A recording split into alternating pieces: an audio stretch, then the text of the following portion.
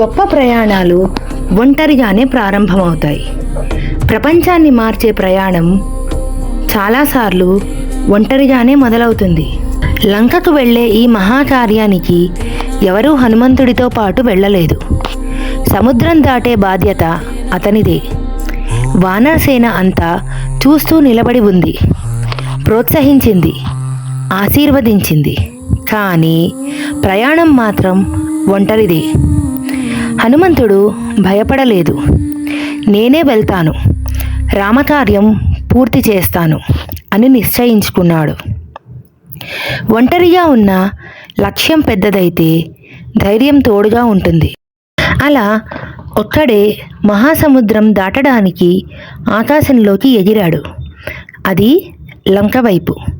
మన జీవితంలో కూడా కొన్ని నిర్ణయాలు, కొన్ని మార్గాలు, కొన్ని విజయాలు మనమే ఒంటరిగా ప్రారంభించాలి.